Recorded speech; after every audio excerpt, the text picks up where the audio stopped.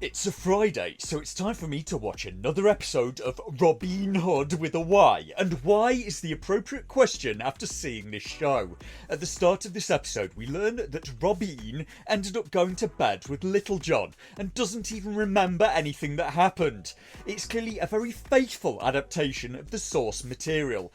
That and the rapping, I will generously call it. Pull up in this mess that we be robbing, we be robbing, we be robbing. That, if anything, reminds me of OG Loke from Grand Theft Auto. Hey yo, when I come through up in the place, you don't want me to come with a gun in your face. I spit it hotter than anybody in the world could do. That It's shit like sucks. Damn.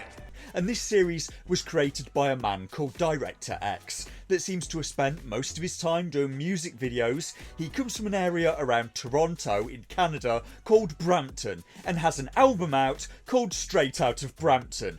No, of course he doesn't. That would require an absent fragment of wit. The girl playing Robyn is allegedly British. Well, kind of. She's from London. And what's the point? Why even call the series Robyn Hood and then change everything from the original story apart from the names of characters that are now totally different anyway? Don't believe me? Just ask Jill Scarlett.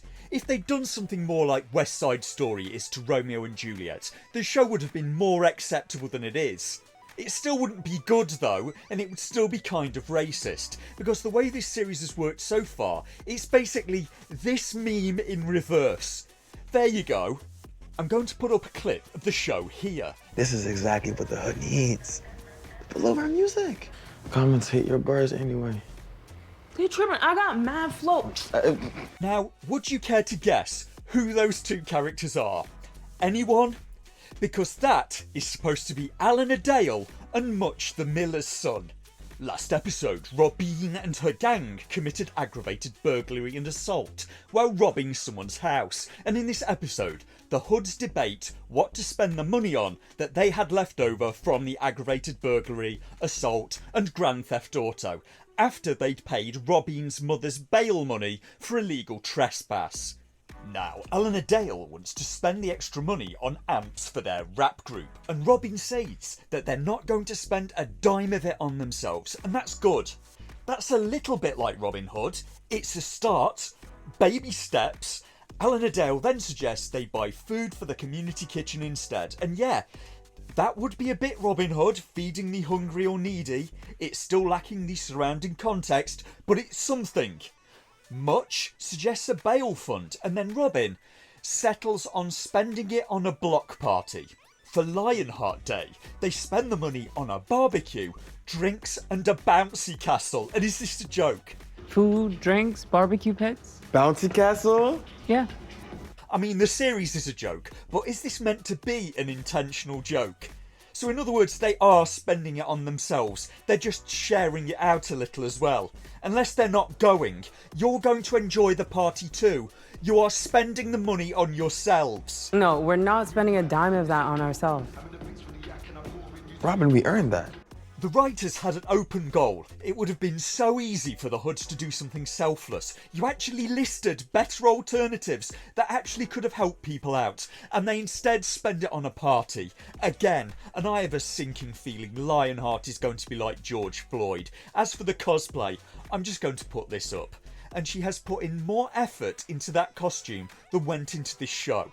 She's a night elf from Warcraft, I think. And she's from Poland, so that's giant tentacle arm adjacent country. That's some deep lore from the channel there. You'll have to watch my Secret Invasion reviews if you want to get that one. And people can't leave the Robyn Hood story alone. It seems to have existed in its earliest recorded form as a collection of ballads, and the story of Robyn Hood keeps on getting changed over time, while characters like Little John appear in the earliest versions. Characters like Friar Tuck got written in later, apparently in a play from 1475 originally. King John was also a later addition, as was King Richard the Lionheart. King John became a part of the story in the 16th century, as apparently did Maid Marian.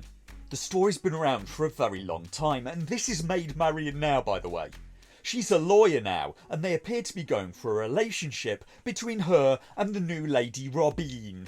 But the changes to the story have really picked up pace lately, as entertainment has increasingly become a vessel for politics. So around 1984, a British channel called ITV was allegedly the first to broadcast a version of Robin Hood with a Muslim Saracen in the Merry Men. And since then, it's been a regular inclusion in the story. More recently, every version of the story has been changed so that Maid Marian is now not a refined genteel noblewoman, but instead a lady warrior. Because feminism. Work that out if you can. Women can't be feminine anymore because of feminism. And now we end up with Robyn Hood, set in New Nottingham. Almost the entire cast has been race swapped, gender swapped or both, and Robyn is now a lady rapper. This series may be the worst thing to come out of Canada since Justin Trudeau, but I should be careful. I wouldn't want to annoy the Canadian government, would I? I'm not sure I want them to like me particularly either, because I've seen what makes them applaud. And oh, I was supposed to be talking about Robyn Hood with a Y, wasn't I? It opens up and the music is still not to my taste. It hasn't got better and it's frankly a waste. Pull up in this mess that we be robbing, robbing, robbing. We be robbing, robbing, robbing. We be robbing, robbing, robbing. Jesus. The Hoods are all sleeping in after having a party and robbing someone's house. You would have thought they would not have a party while Robyn's mum was still in hospital and never being able to walk again, but they do because the heroes of this show are very selfish and not very good. So they've race swapped almost every character from the original story. Apart from the bad guys, they may as well not have even called it Robyn Hood at all. But even if I were to give them a pass on that, the new race swap characters are nearly all crude racial stereotypes, with the exception of race swapped Friar Tuck. So little thought has gone into any of them that it's kind of offensive. Robyn is an urban minority youth, so of course she's a rapper and a thief, being raised by a single mother with an absentee father, and Tuck is the only useful one really. With the skills he has, it kind of makes everything the Hoods do completely pointless. He could make more money if they didn't do anything at all. With his hacking skills, he could have probably sorted out Robyn's mother's bail money all on his own, and I have no idea where or when the show is even supposed to be set. Is it supposed to be current day America? Is this what young people do over there? Sit around talking about their bars and their flow? This programme is really representing. Why don't you all get some purple drink for them while you're at it? I find it reductive to the extreme. You could have had the characters be anything, into literature and philosophy, or jazz, or sports, or helping the community, and you make them thieving rappers who like to party. And I'm not even sure this show isn't parody. Robyn appears to have slept with Little John, and for her sake, let's hope he isn't. It's unclear if anything happened because he has no trousers on, which implies action, but she's under the sheet while he's on it, which implies no action. They're spooning, and she's the little spoon, which implies action, but her hair isn't messed up. I don't get it. She asked Little John. We didn't, and it appears Robyn doesn't even know or remember if they did or not. You'd think she'd check. Did they even use protection? Or had she better get to the chemist's pretty quickly? The only thing certain here is that Little John has a cold butt. And hang on, are they supposed to be in his room? And she took all the sheets. Isn't that just like a woman? He better have got some action. Though if she doesn't remember anything the next morning, that doesn't sound much like consent. How drunk was she exactly? And she lives in the same building, doesn't she? Why is she not in her bed? And yeah, Little John kind of has the face of a man who went to bed with a woman and she stole all the sheets, left him hanging and with a cold butt. So he probably got nothing out of it except hypothermia and a raging stoner. Robyn realises that what she did could have got all of her friends very much not alive the last episode, and still may do, because she seems to have learned nothing.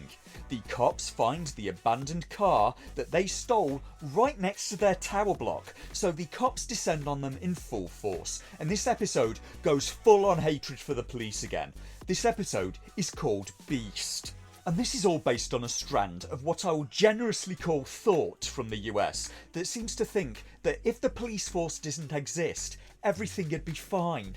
I've heard that one. All the areas that have high crime have a lot of police. Therefore, police must cause crime, as opposed to police get sent where there's a lot of crime. And it cannot be repeated enough. Correlation is not causation. This show is lagging a few years behind people, mostly seemingly realising that getting rid of the cops is a spectacularly bad idea. The all-white privileged bad guys conspire together and talk about how people hate them because of envy, and the sheriff says that they can't trace the money that Robyn stole to pay for her mother's bail because there are too many people to trace on the GoFundMe. And do you see what I mean about the show being infantile now? The police wouldn't stop because it seemed like too much effort. Criminals could just use it to launder money. I maybe would have accepted if the Hoods had organised the community, given say 300 people that they could trust, around $100 each, and then they pledge it to the GoFundMe. That way you could have had the sheriff say that they interviewed people that donated and it checks out. Instead, the police couldn't be bothered in the same way that the people making this show couldn't be bothered to write a half-decent script. The cops in the show are written in a cartoonishly heavy-handed way and do things that would get the police fired in our real world, but in Robyn's world, I have no idea. They've not laid out the groundwork of where New Nottingham is or what its laws are, so when the cops go into Robyn's house, turn it upside down, destroy the furniture for reasons, and then use her house as a base, that could be legal in their world. And the writing on this show is infantile beyond belief. The police have expensive drones, but they have such low range that in order to operate them around Sherwood Tower, they have to be inside the tower. And the police leave the one drone operator alone in Robyn's flat so they can be attacked and have the drones taken over. It's kind of pathetic how little resistance the Hoods face in this show. When they robbed John Prince's tower last episode, they got to his priceless coin collection without seeing a single guard. They only needed one key card to get in. In this episode, they tried to give Robyn an alibi for this robbery and get into the server room of a security company by getting the receptionist to open one door for them. And they could scarcely look more suspicious if they possibly tried. They're pretending to be a maintenance crew. They've not been authorised in any way. The receptionist doesn't bother to check. Two of them look about 16 years old. They get into the server room via maintenance with nobody challenging them and change some footage to give Robyn an alibi for the aggravated burglary she did last episode. Robyn's sister gets a young gentleman caller like he's looking for romance, and it's slightly off-putting that his voice sounds like Tommy Wiseau from The Room. Well, I remember you had one over your ear that day last spring, so... Hi, doggy. You're my favorite customer. And John Prince pays a visit to Robyn's mother, offering her a lot of money to go away and be quiet. He's offering to pay for stem cell therapy to maybe help her walk again if she stops protesting, and she tells him to get out and hang on. Maybe she should have taken the money. She can still help to organise or direct protests and get someone else to lead the movement. He's offering to pay for her daughters to go to college on a full ride, medical treatment for her and $1 million.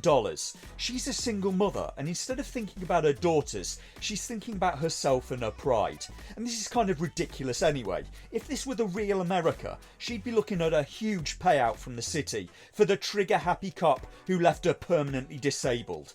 And that's how the episode ends. The sheriff loses all of her drones when Tuck intentionally crashes them into the ground, the police have to retreat from Sherwood Tower for reasons, and the Hoods get away with multiple crimes, and are now at liberty to spend the proceeds of their crimes on a bouncy castle. And this show to me highlights the importance of gatekeeping with things like Lord of the Rings, because otherwise every iteration of the story will incrementally change the story for politics until it bears no resemblance to the original apart from the name.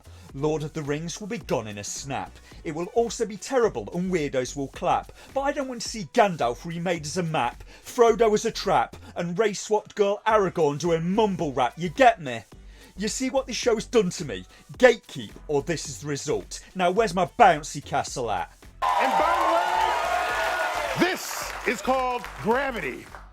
Pull up in this mess that way big. Robyn, Robyn, Robyn, we be Robyn, Robyn, Robyn, we be Robyn, Robyn, Robyn. I can feel your anger. What about the other Jedi spread across the galaxy?